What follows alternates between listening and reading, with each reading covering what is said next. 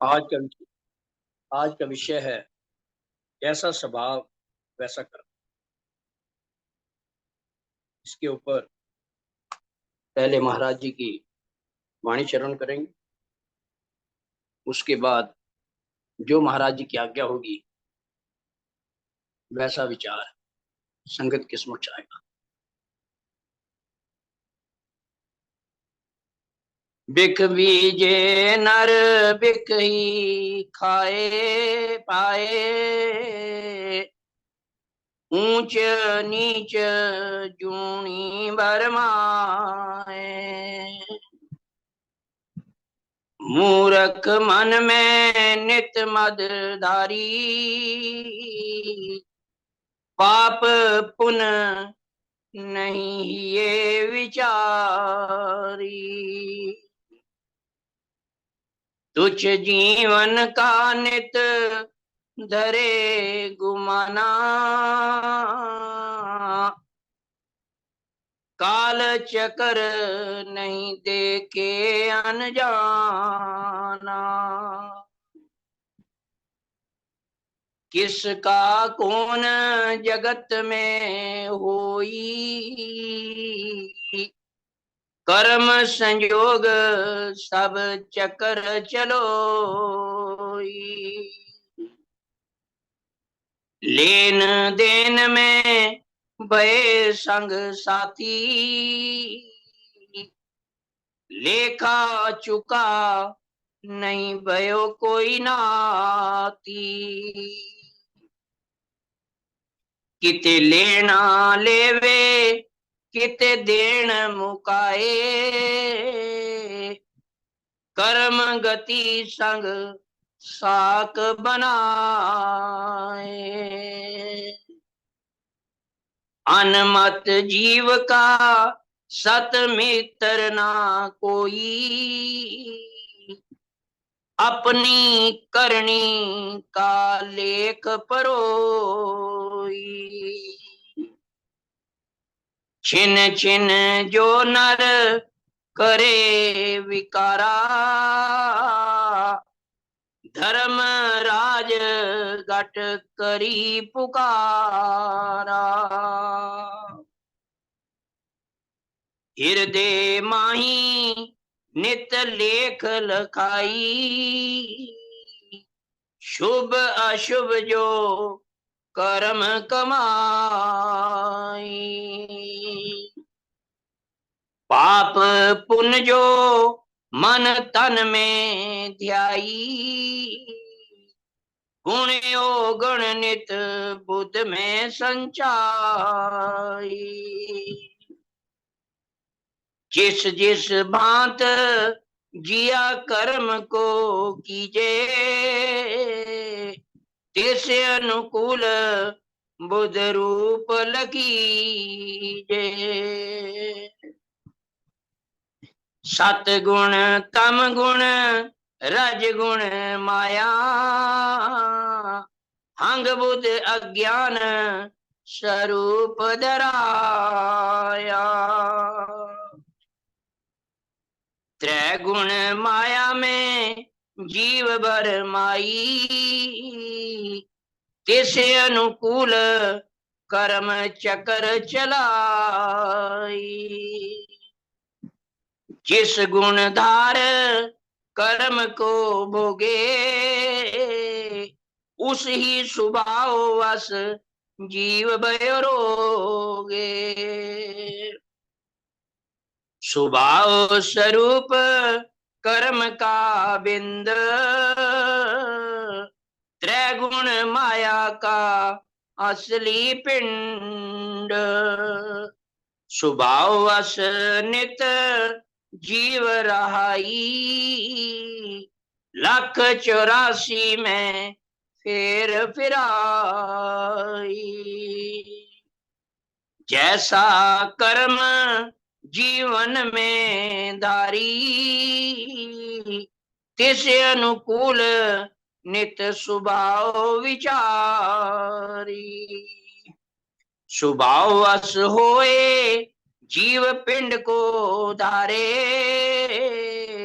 सुख दुख रूप नरक स्वर्ग विचारे।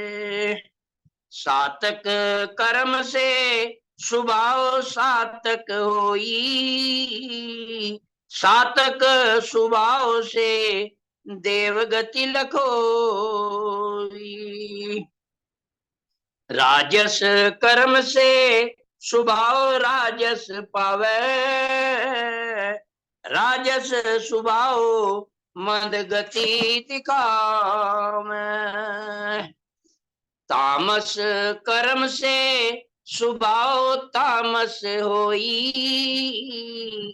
तामस स्वभाव नीच गति फिरोई। स्वभाव वश होए नित गवन विचारी, सुख दुख कर्म फल भोग लखारी। जैसा स्वभाव धर देखो धारे,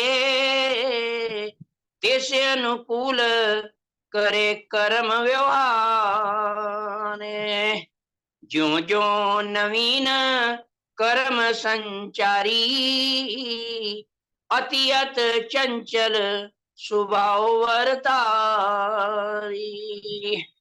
कर्म गति अपार जीव नहीं छूटन पाए, मंगत जैसी कामना ऐसे रूप समाए।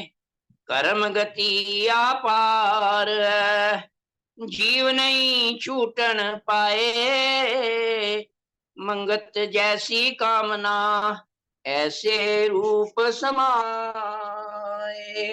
ओम ब्रह्म सत्यम सर्वदा।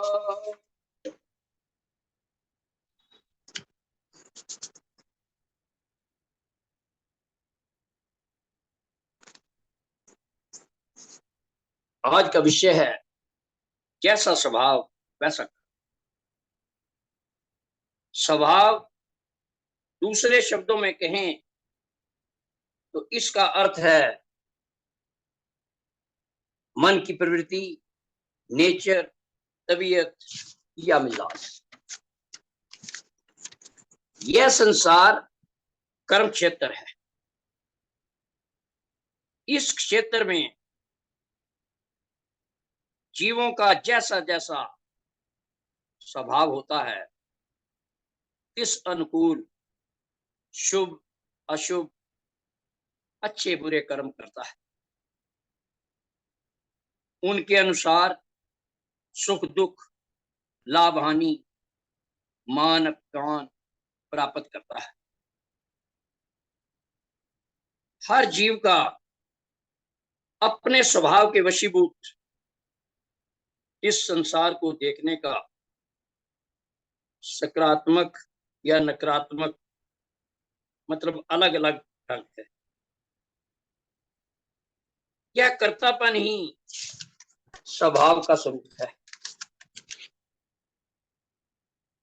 मनुष्य का चरित्र उसके आंतरिक नैतिक मूल्यों से निर्धारित होता है एवं मनुष्य का व्यक्तित्व दर्शाता है कि आप एक व्यक्ति के रूप में कैसे हो।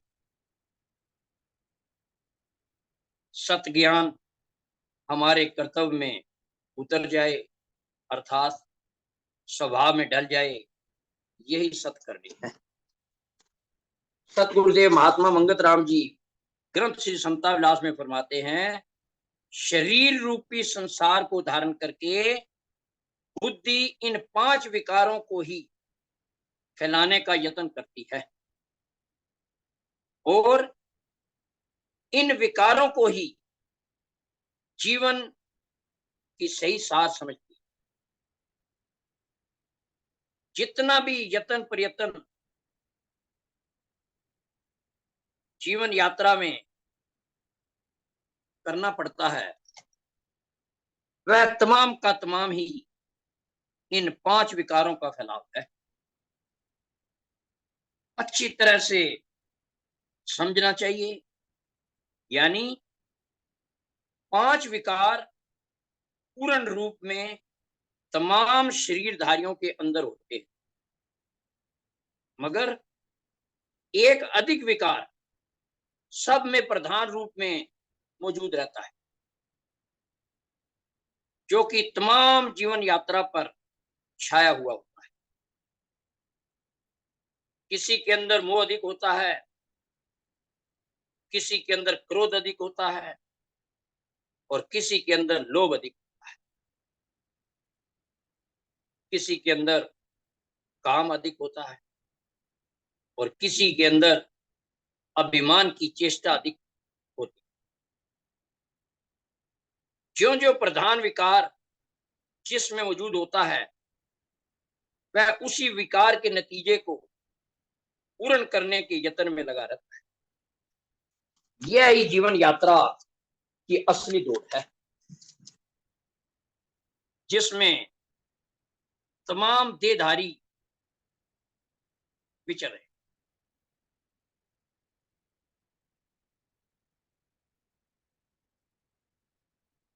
वास्तव में यह संसार जो है, उसका विचार करना है कि यह क्या है, कहां से इसका प्रारंभ होता है और कहां नाश हो जाता है। जैसे बादल प्रकट होकर आकाश पर छा जाते हैं और समय पर नाश भी हो जाते हैं, इसी तरह यह संसार चक्र है। यह हर वक्त कई सूरतें धारण करता रहता है। इस संसार में हर एक जीव अपनी आदत का गुलाम है। आदत को ही स्वभाव कहा जाता है। स्वभाव क्या चीज है?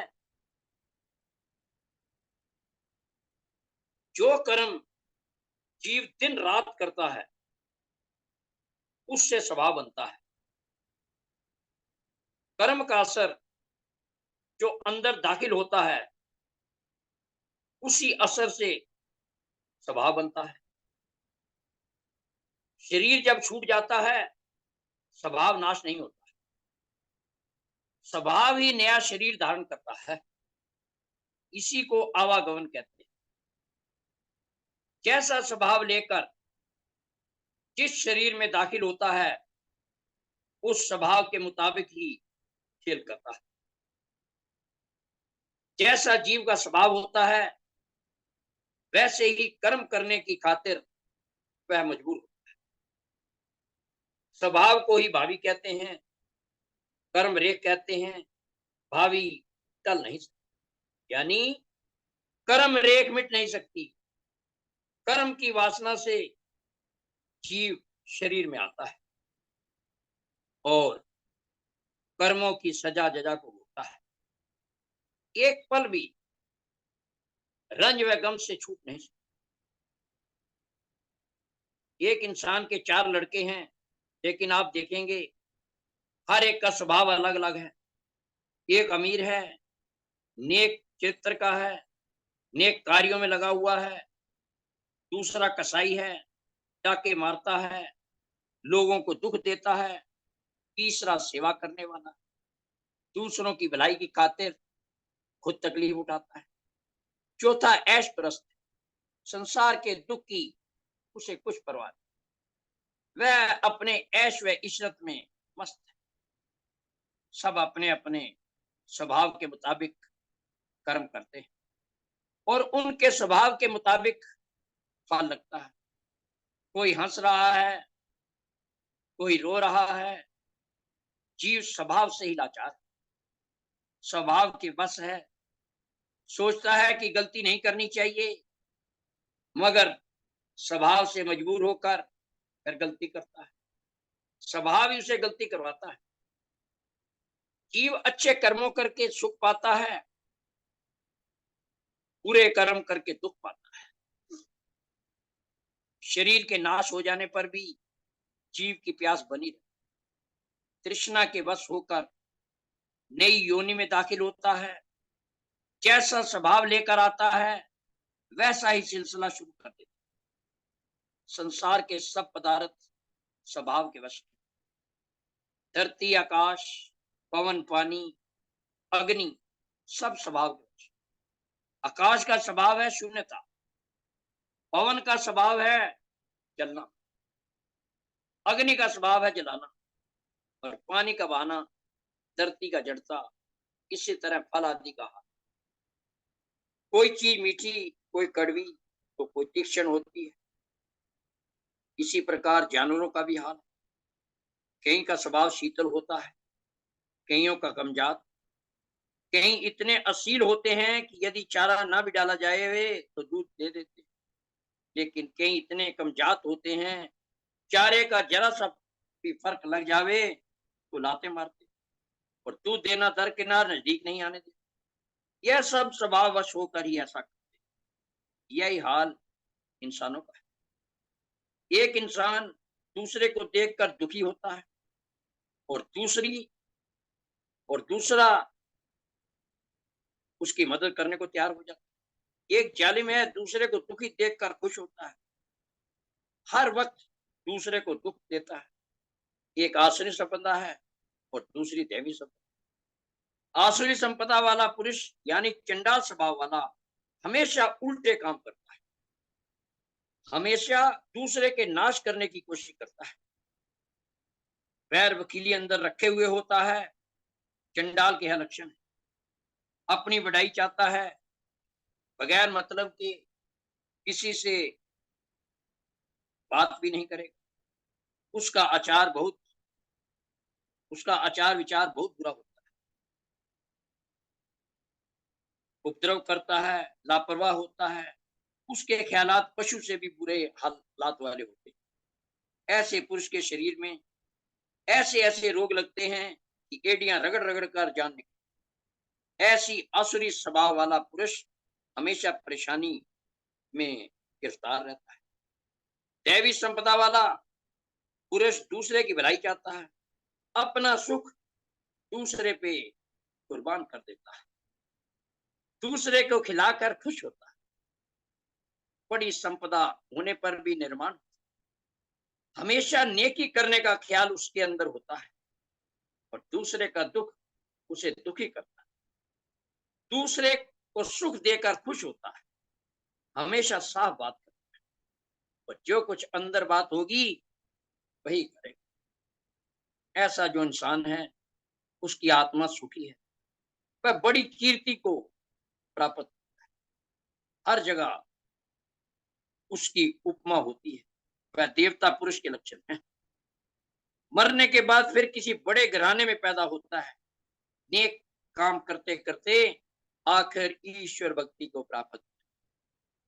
जैसा स्वभाव होता है वैसे ही कर्म करता है। एक स्वभाव है कि दर दर मांग रहा है, एक स्वभाव है कि करोड़ों रुपए संभाले हुए है। स्वभाव के मुताबिक ही जीव गुजारा करता है। यही स्वभाव जमाने की ऊंच नीच को देखता है। जिस खानदान में चंडाल वृत्ति वाले पुरुष पैदा हों, वह खानदान कायम नहीं रहता, आखिर तबाह हो जाता। लेकिन जिस खानदान में देवता स्वभाव वाले जीव पैदा हो, वो उजड़ा हुआ भी आबाद हो जाता है। हर एक चीज इस संसार में नियम पर खड़ी, नियम के मुताबिक ही तरक्की करती है। जब पूरी ताकत पर होती है तब बुलंदी पर। नेक स्वभाव वाले जीव की आदत से पहले ही पता लग जाता है कि किसी वक्त वह कामिल बुजुर्ग। पूरे स्वभाव वाले की आदत से मालूम हो जाता है कि वह किसी वक्त खानदान की जड़ काट देगा। अपनी आदत को समझने की खातिर नेक लोगों की संगति है, जिसको सत्संग कहा जाता है। जैसे पानी के करीब जाने से ठंडक महसूस होती है, आग के पास जाने से तपश महसूस होती है, वैसे ही संगत का असर होता है। नेक असर होने से इंसान सुखी हो जाता है, और यही किस्मत है। हर एक जीव अपनी किस्मत आप बनाता है। जैसे कर्म करेगा वैसे ही किस्मत बनती जाएगी। इसलिए जरूरी है कि इंसान सोचे कि जिंदगी में उसने किस कदर बुरा किया है और किस कदर भला किया। जब वह भलाई बुराई के बारे में सोचता है, जमीर खुद ब खुद स्वयं आवाज देती है अंतरात्मा ही धर्मराज का स्वरूप है, जो हर वक्त अंदर बैठा हुआ, अंदर से जवाब मिल रहा है कौन सी नेकी की है और कौन सी बुराई की है।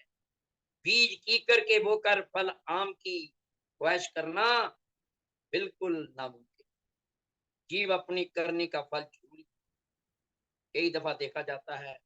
उत्तर बाप का विरोधी है, सोचो यह क्यों, वह अपनी करने का फल है।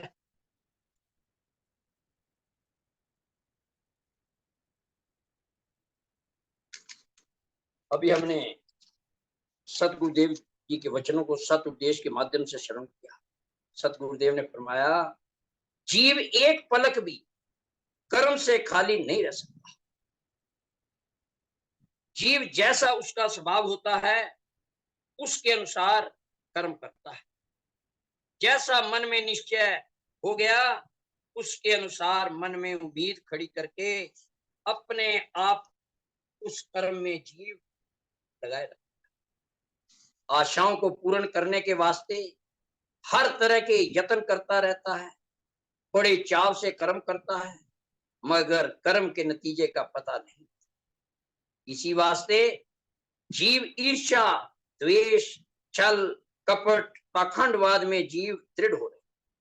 तमोगुणी के जेरे असर खोटे से खोटे कर्म करके अपने घातक आप ही बन जाते हैं। श्री महाराज जी हमें अलर्ट कर रहे हैं, जो बीजे सो काटना निश्चय कर्मित, बिख बीजे बिख पाइए सुन साहिब की रीत। श्री महाराज जी हमें समझा रहे हैं जो हमने कर्म अच्छा बुरा किया है वो निश्चय है कि वो उसको हमें भोगना ही पड़े। अगर हमने अच्छा कर्म किया है अच्छा ही फल मिले।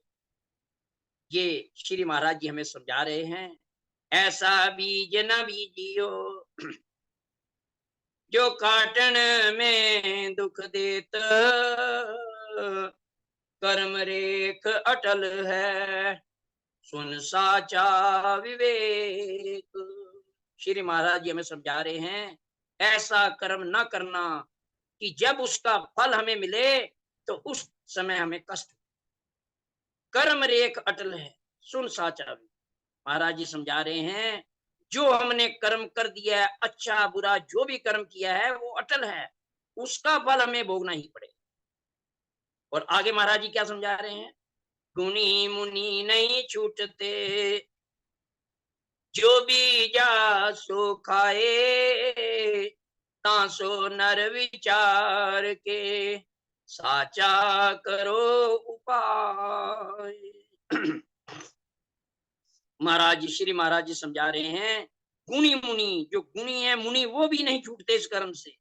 जो बीजा सो खाए, जो उन्होंने भी जो कर्म किया है उसका फल उनको मिलेगा ही मिलेगा।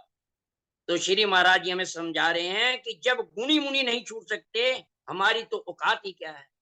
तासो नर विचार के, महाराज जी श्री महाराज समझा रहे हैं कि ये विचार करके अच्छा कर्म करो, साचा कर्म करो, मतलब गलत काम कर्म कभी ना करो। जब तक अंतःकरण को पितर करने वाले कर्म नहीं किए जाएंगे तब तक जीव सुखी नहीं हो सकता। अपवित्र कर्म कभी शांति नहीं दे सकते। जीवन में सत्कर्मों के मार्ग को अपनाकर ही जीव निर्भय शांति को अपना सकता है। इसलिए बढ़ते हुए लालच के स्वभाव को त्याग करके जीवन धारा को मन वचन कर्म द्वारा कल्याण का निश्चय दृढ़ करें। यही मानव जीवन का परम कर्तव्य है।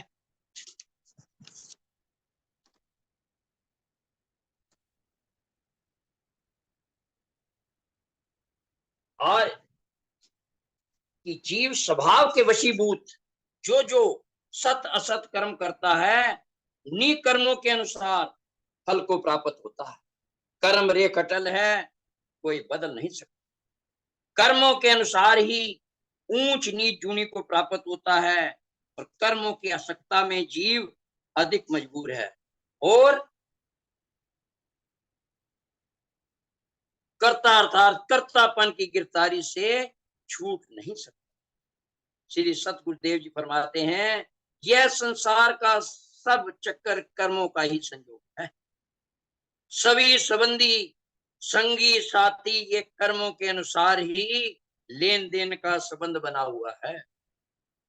दुख सुख, हानि लाभ, यश अपयश, मित्र शत्रु आदि द्वंद्व विकारों में अधिक आसक्त होकर जीव दुखी होता है। जीव जैसे जैसे कर्मों में लिप्त रहता है, उसी तरह जीव की बुद्धि का विस्तार होने लगता है। कर्तापन के वशीभूत जीव को पता ही नहीं कि उसके जीवन की असली राज नेकी से भरा जीवन है, जो मनुष्य के स्वभाव पर निर्भर करता है।